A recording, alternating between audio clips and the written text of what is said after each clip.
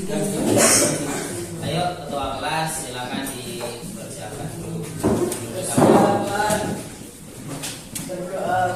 Bismillahirrahmanirrahim. Alhamdulillahirabbil alamin. Allahumma shalli ala sayyidina Muhammad wa ala ali sayyidina Muhammad. Allahumma inna nas'aluka ilman ladunni wal masraba safiyal hani. Ya Wahhab ya Ghani, ya Wahhab ya Ghani. Allahumma aghnina bil ilmi wa zayyina bil ilmi wa akrimna bit taqwa wa jammilna bil afiyah.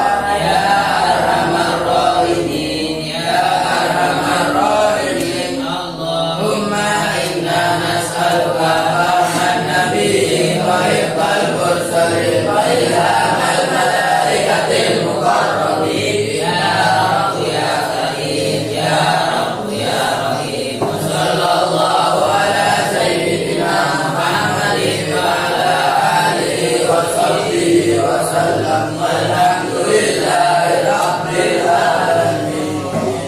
Assalamualaikum warahmatullahi wabarakatuh. Waalaikumsalam warahmatullahi wabarakatuh. Alhamdulillah rabbil alamin wa bihi nasta'in ala umuri din. Shalatu wassalamu ala asyrofil anbiya'i wal mursalin sayyidina Muhammadin wa ala alihi wa sahbihi ajma'in. Amma ba'du.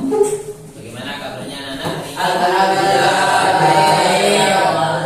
Semoga kita semua di pagi hari ini mendapatkan ilmu yang bermanfaat yang Amin. bisa kita gunakan baik untuk diri kita pribadi ataupun buat orang-orang yang ada di sekitar kita.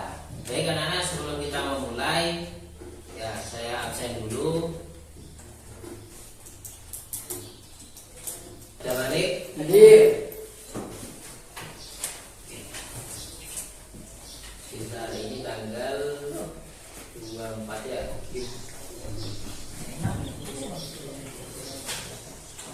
Ahmad Sufyan, Hadir.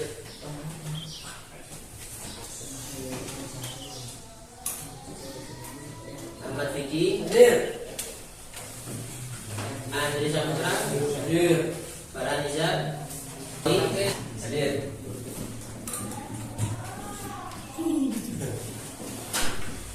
ya baik anak-anak. Setelah kemarin kita sudah belajar tentang apa itu puisi, bagaimana puisi, kita melanjutkan pembahasan pada bab yang C, yaitu tentang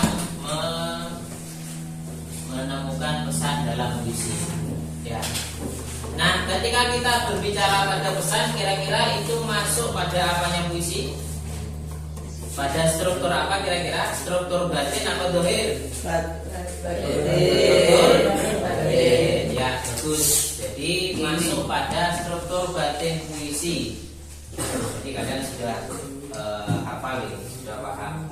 Nah, cara menentukannya, ya karena ini merupakan struktur batin puisi, maka saat kita menentukan pesan, itu kita harus mencermati kata per kata, kalimat per kalimat, ya dari masing-masing bait dari tiap puisi.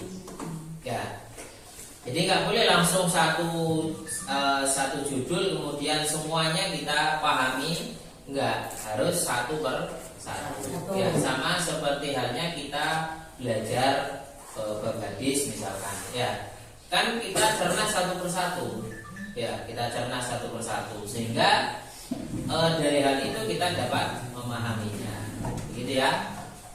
Kemudian, ya seperti misal, ya contoh saat kita lihat pada bait yang pertama, yaitu kulihat ilmu dengannya, kutulis kisah sejarah bersamanya. Ya, di atasnya ada istilah pena. Pena itu apa? Pena itu alat yang digunakan untuk menulis. Ya, kutulis ilmu dengannya. Ya, kemudian apa tadi? Tulis kisah sejarah bersamanya. Ya. Nah, itu samarannya dengan ya.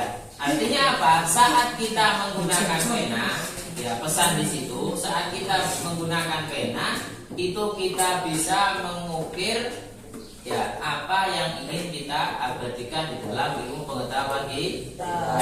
Sama seperti dalam syair di mana al-ilmu saidun wal Al-ilmu saidun wa kita tarik pada konsep yang ada di pondok pesantren karena kalian kebetulan di pondok ya. Jadi ini adalah tujuan tulisan adalah ya qayyidu, mengikat ya. Maka cara mengikatnya bagaimana? Ya. Cara mengikat agar ilmu tidak lepas yaitu dengan cara ditulis.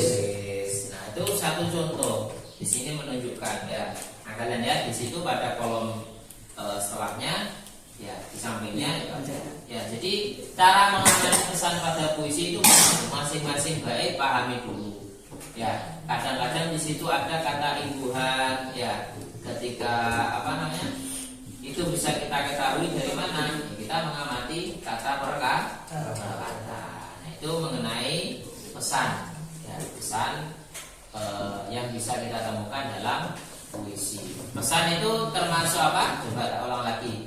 Termasuk struktur dohir apa batin puisi? Batin. Ya, bagus. Termasuk struktur batin puisi. Ya, selanjutnya yaitu membandingkan majas, metafora, simile dan repetisi dalam puisi. Ya, baik.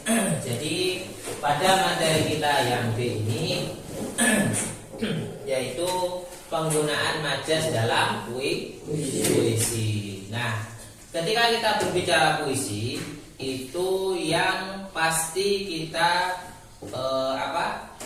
terpikir dalam benak kita adalah sesuatu yang dikarang melalui pengimajinasian ya atau kreativitas daripada penyair. Nah, di situ ada penggunaan majas ya, atau kalau dalam struktur puisi itu ada namanya pemilihan diksi. Diksi itu masuk struktur dohir apa batin? Lahir apa batin? Lahir. Struktur lahir. Ya, bagus. Struktur lahir puisi. Ya, diksi pemilihan kata yang enak itu bagaimana. Nah, yang kita pelajari pada subbab ini yaitu tentang penggunaan majas. Yang pertama majas metafora. Majas metafora ini adalah kata hiasan, tetapi tidak menggunakan kata perbandingan. Ya, perbandingan dengan menggunakan kata penghubung, tetapi langsung sifatnya. Ya, seperti contoh gemericik tawa. Ya, di ruangan. Artinya apa? Gemericik itu apa? Berisik. Ya, gemericik itu artinya ya suara tawa dari orang-orang yang ada di dalam ruangan itu sangat memenuhi ruangan suaranya. Ya, contoh lagi gemuruh ya, gemuruh atau bukan gemuruh, guyuran air ya menghiasi para hadirin. Bukan berarti hujan, tetapi bisa berarti guyuran itu artinya tangisan yang banyak yang dimunculkan dari para hadirin. Nah, kemudian majas simile. Kalau majas simile ini ya lebih menggunakan pengibaratan. Ya, wajahmu gembira seperti bulan purnama. Ya, wajahmu gembira bagaikan bulan di malam purnama. Artinya apa? Bagaikan bulan di malam purnama bukan berarti wajahnya bunder ada cahaya, bukan ya, tetapi di situ pengibaratan ya yang tersasar pada satu objek. Kemudian yang terakhir majas repetisi. Kalau ngomong re itu istilahnya apa? Ulang. Reply kembali dimulai. Ya. Remisi ya Pak, kembali ulangan. Nah, jadi Sama repetisi. Repetisi itu kan kata. Jadi repetisi itu kata yang diulang. Tujuannya apa? Kalau dalam puisi ada kata ulangan, ya tujuannya adalah sebagai penguat daripada apa yang ingin dikatakan. Tetapi kata itu hampir sama dengan kata yang diulangi. Contoh, malam yang gelap, ya malam pekat, ya artinya apa? Kita tahu sudah malam itu pasti gelap, pasti yang namanya gelap itu hitam. Hitam itu pasti pekat, ya. Tetapi di situ tetap ada penggunaan kata sebagai penguat, ya. Seorang pemuda, ya seorang pemuda ketika dia tidak belajar di masa muda, maka dia akan mengalami ya masa gelap, masa seperti di malam yang sangat gelap. Ya, artinya apa? Pemuda tersebut tidak menemukan jalan alias kebingungan. Nah, ini contoh majas repetisi. Baik anak-anak, saya kira itu pelajaran kita pada pagi hari ini. Coba saya ulang kembali ya. Saya ulang kembali. Apa yang dimaksud dengan bagaimana cara menemukan pesan dalam puisi? Ayo, siapa yang bisa menemukan pesan dalam puisi? Ya, gimana? Mendalami arti-arti puisi. Ya, mendalami arti-arti pada tiap kata pada puisi. Ada lagi yang ingin menambahkan mungkin? Baik, kalau tidak ada, lebih bagus. Ya, kita kasih aplaus dulu buat Ananda Septian Pais.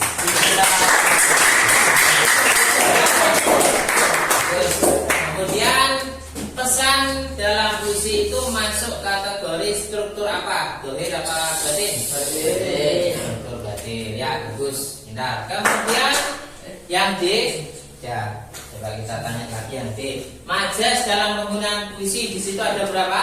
3, yaitu majas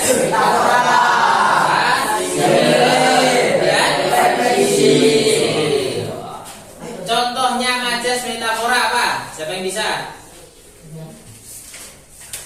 Siapa yang bisa contohnya majas metafora?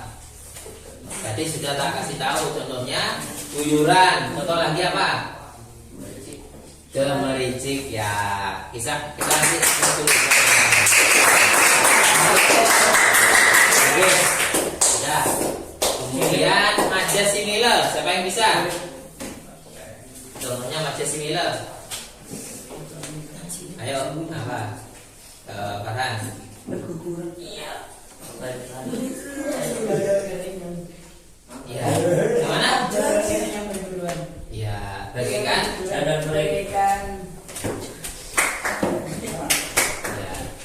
bagaikan apa? Ayo, mungkin ada yang menambahkan? Bagaikan badan kering yang berguguran. Kebalik,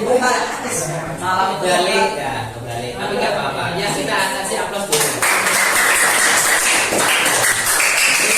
Jadi, bagus. Jadi apa yang sudah kalian pelajari di sini ternyata sudah bisa. Tinggal kalian mengamati ulang, mempelajari ulang. Ya, cukup.